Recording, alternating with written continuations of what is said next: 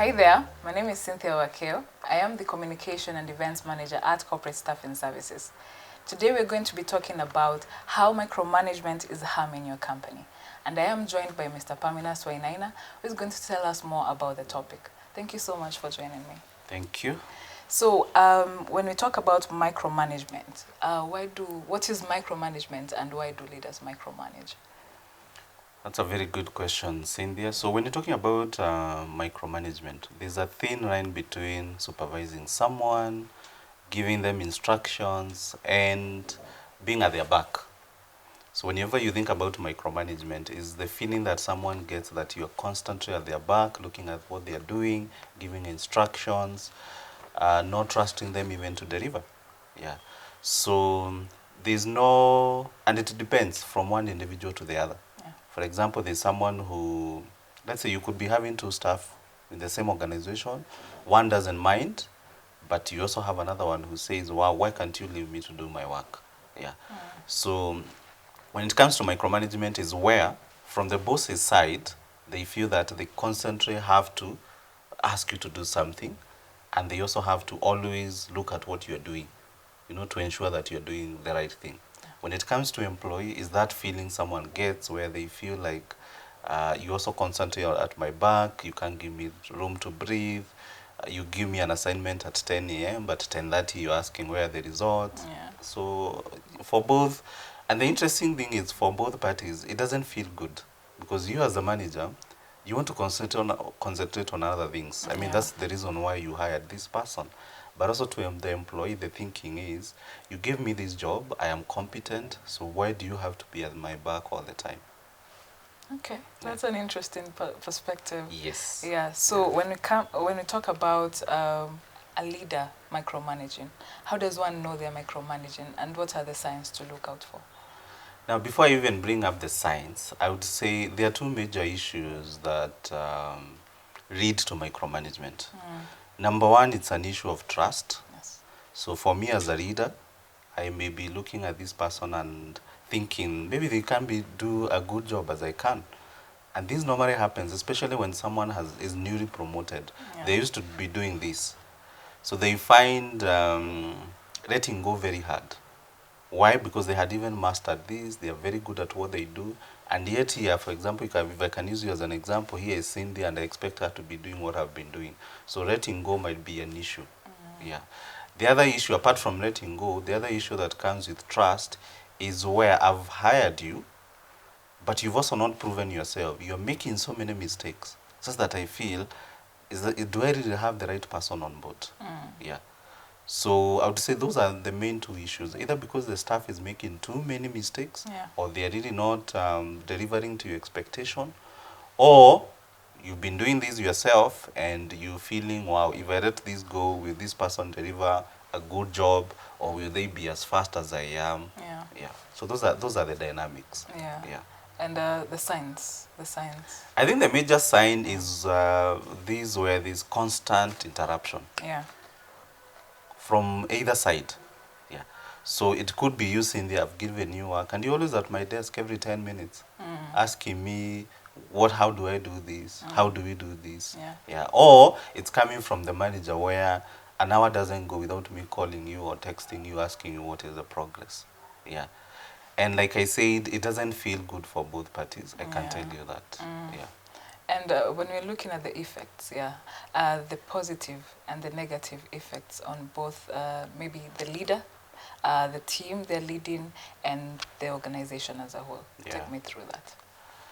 Now, in terms of, let's look at where micromanagement can work. Yeah. Because everything, there's always a good side and there's always a bad side. Yeah. The only time we would recommend micromanagement is, number one, if someone is new and you want them to grasp your way of working, then that time you can really guide them step by step. So I can tell you, Cynthia, this is how I like things being done. A, B, C, D from start to finish. Because this person is new. Or let's say this is also a very entry-level position. They don't have training. They don't know what the job entails. Then that time you can do a bit of close supervision. Yeah. I'm avoiding to use the word micromanagement because even for those two instances, it doesn't really feel good. Yes. So, but I would say 95% of the time it doesn't work. Yeah. Yeah. So to the individual, it feels demoralized because they're wondering, you gave me this job and I'm qualified, I can do it. So why are you doing this? So they will feel demoralized.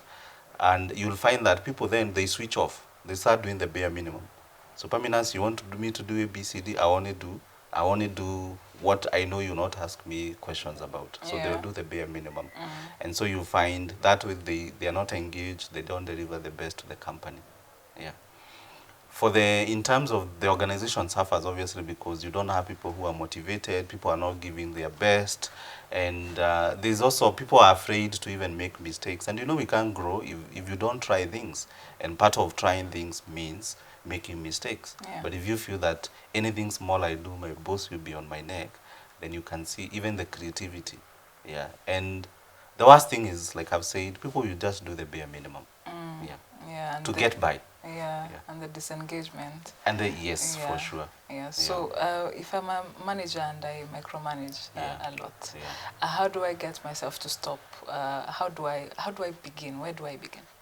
And also before I even come to that, even for the manager, you increase your own stress levels. Yeah. Because number one, people are not perfect. Rarely will you get, there are instances where you get someone who switched on in one or two areas, but we are not perfect. Yeah. I am not perfect, you're not perfect. That's the fact. Yeah. So you find this close supervision means the time I'm micromanaging you, Cindy, I'm not doing my work. Yeah. So you find even yourself, the stress levels go up and the relationships are affected, and you might end up doing things which you had not even planned. Yeah. Yeah. Okay. So let's talk about how do you stop? Now, number one is to realize that leadership and managing people is a skill. Now, a lot of times we promote people simply because they are good at what they do.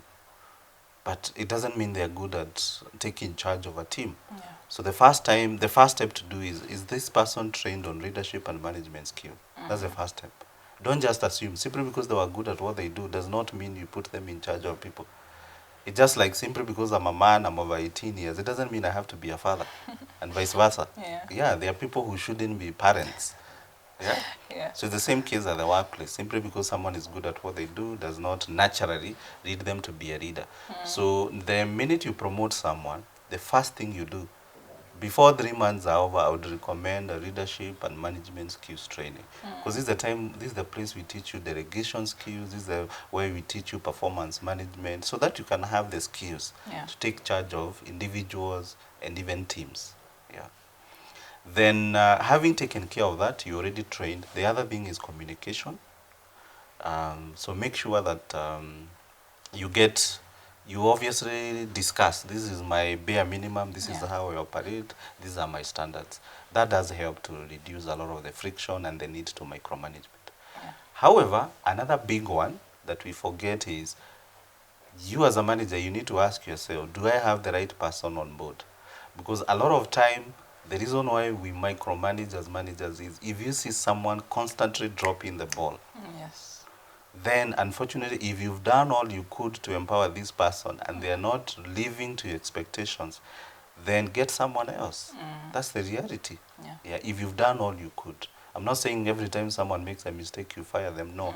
But surely, you can't be on the same issue 2, 3, 4 months. Yeah. And you've done on your best. You've trained this person, you've given them the resources, and yes, you still have to do constant follow-up. Then it means then that that's not the right person for the job. Yeah. Yeah. And I think you forgot to mention they can bring that person to us so we can. Oh yes, in fact, this is where we come in terms of training. Yeah. And even I, looking at my own journey, especially when I was new as a manager, I made a lot of mistakes. Yeah. It doesn't mean that if you go for training, you don't make mistakes. You do make, but at least now they're less and they're reduced because at least you know how to manage people. Yeah. So one of the reasons a manager could be micromanaging is because they've never been trained. They don't know how to deal with people. And the fact that, like I said, they are good at what they do, it doesn't mean you should leave them in charge of people. Yeah, that's true. So as we wrap up, what advice would you give, leaders who are micromanagers? I think our work as leaders is to make sure that we take care of people then people can take care of the tasks and the responsibility. Yeah. But the minute you find that you are taking care of the people and also you are taking care of what they do, then there's a problem. Yeah. Either you are not offering the right leadership skills, or you don't have the right person on board, and you'll have to address the issues. Yeah. Yeah. All right. Thank you so much for that. Thank you for your time. Thank you so much for watching this video. For more information about the leadership training, please click on the link below. If you want more tips about leadership skills, please like, share, and subscribe to the channel. See you next time.